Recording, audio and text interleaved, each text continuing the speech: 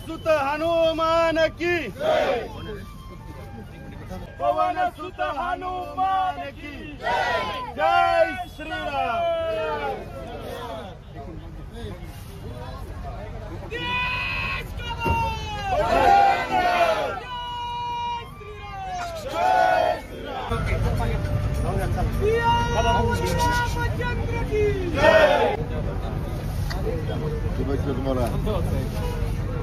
चंद्र की जय, पवन सुत हनुमान की जय, बजरंग बली की जय।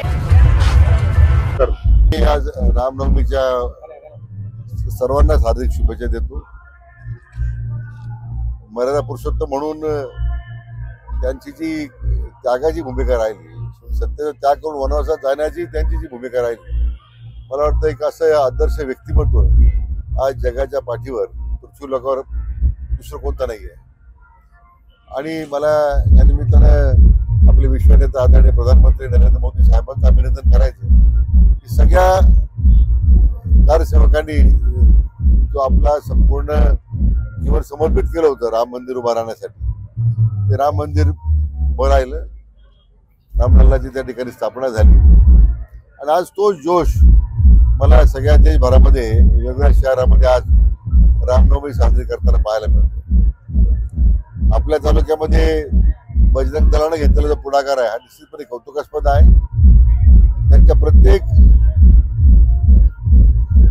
उपक्रमामध्ये मी सहभागी आहे, मला त्याचा अतिशय अभिमान वाटतो।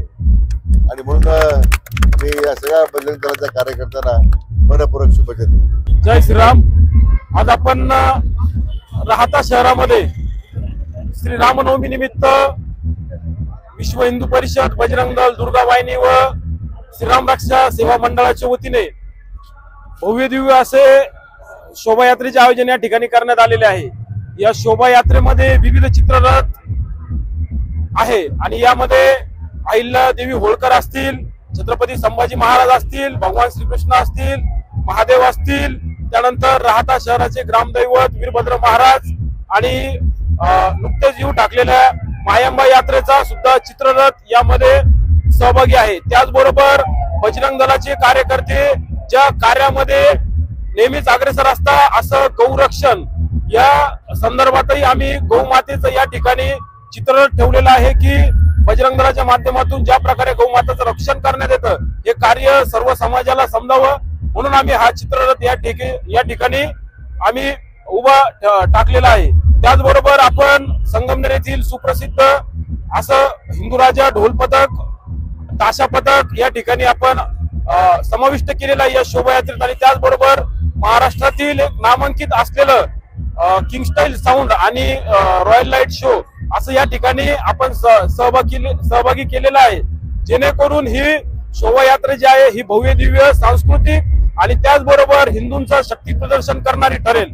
त्याचबरोबर आजची जी शोभायात्रा आहे या शोभायात्रेचा शुभारंभ हा आपल्या जिल्ह्याचे पालकमंत्री नामदार राधाकृष्ण विखे पाटील साहेबांच्या हस्ते या ठिकाणी प्रभू श्रीरामांच्या मूर्तीला माल्यार्पण करून झालेला आहे।